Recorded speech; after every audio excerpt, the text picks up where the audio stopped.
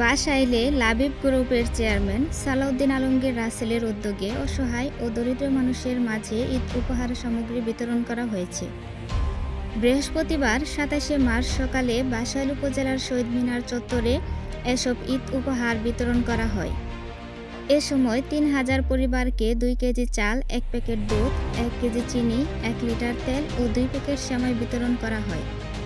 বিতরণকালে লাবিব গ্রুপের deputy managing director Mahmudul Alam Monir, উপজেলা পরিষদের সাবেক চেয়ারম্যান কাজী শহীদুল ইসলাম সহ আরও অনেকে উপস্থিত ছিলেন। লাবিব গ্রুপের চেয়ারম্যান সালাউদ্দিন আলমগীর রাসেল জানান, গরিব অসহায় মানুষের ঈদ উপহার দেওয়ার মাধ্যমেই আমরা ঈদের আনন্দ খুঁজে পাই। গত ২০ বছর যাবৎ আমরা সুবিধাবঞ্চিত মানুষের পাশে রয়েছি।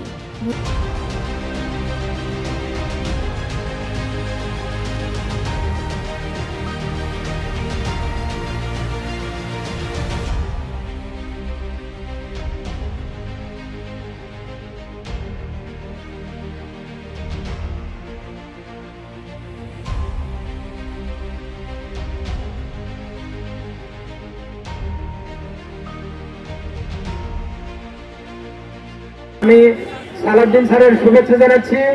লাবিব গ্রুপের চেয়ারম্যান সালাউদ্দিন আলমগীর রাসেল স্যারের জন্য আপনারা দোয়া করবেন।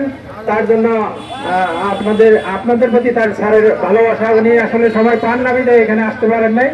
উনি শুভেচ্ছা জানিয়েছেন, আপনাদের ধন্যবাদ জানিয়েছেন, আপনাদের সুস্বাস্থ্য কামনা করেছেন এবং লাবিব গ্রুপ যাতে ভবিষ্যতে আপনাদের পাশে রেগুলার থাকতে পারেন সেই দোয়া করবেন।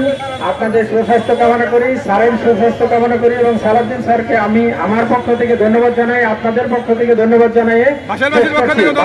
আসসালামু আলাইকুম।